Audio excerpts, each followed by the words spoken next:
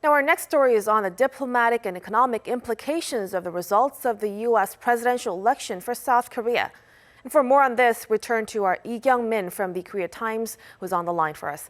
Good morning, Kyung-min. First, tell us, how will the results of the November 3rd elections affect the Moon administration's diplomatic policies?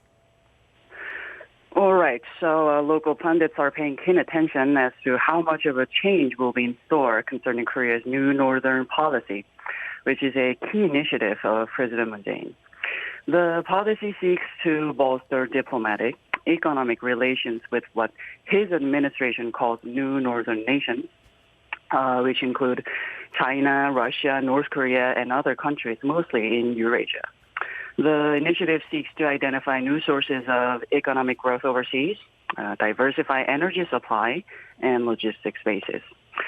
The U.S.-China policy will not see any fundamental change regardless of who wins, whether it is Democratic presidential nominee Joe Biden or the incumbent, President Donald Trump, because the world's two largest economies will continue with their drawn-out struggle for hegemony. But the U.S.'s North Korea policy will undergo a major change because, unlike Trump, who sought a top-down approach of denuclearization of the Korean peninsula, Biden will seek the opposite, bottom-up approach, backed by strengthening bilateral cooperation with allies, meaning South Korea.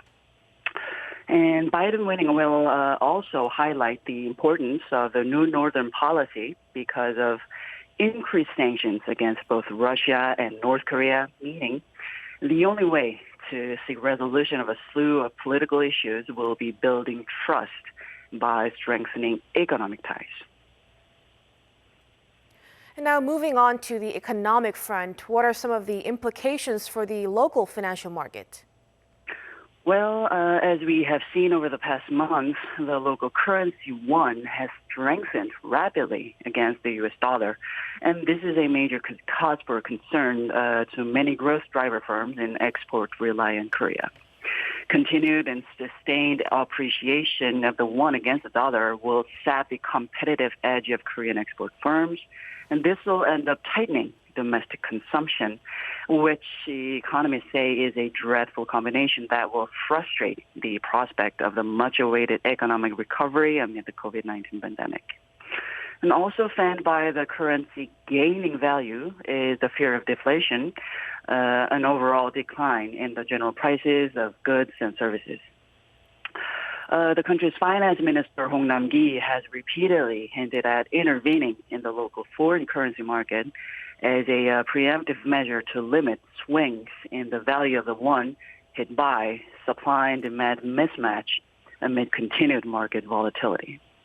The local currency is hovering at around 1,131 level, hitting an 18-month high, but market watchers say it could gain to as much as 1,101 against the dollar if Biden wins and injects a massive stimulus package of $2 trillion during his term. And appreciation of the Korean won is attributable to a significant rise in the value of the Chinese yuan, which tends to move in sync with the Korean currency. But what we should also note is some of the voices that say that the 2020 election doesn't really matter for the stock market.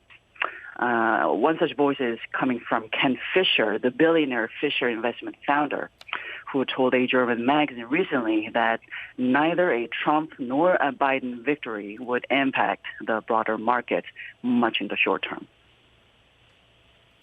And Kyung-min, what does this mean for the local export firms?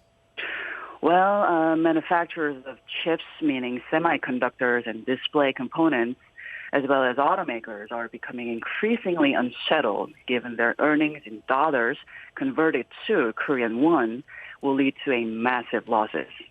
And the impact will be limited for steel makers. However, as a stronger won can help them reduce purchase costs of raw materials, while final products will be sold at a higher than usual prices. That was Lee Kyung-min from the Korea Times. Thank you for that report. My pleasure.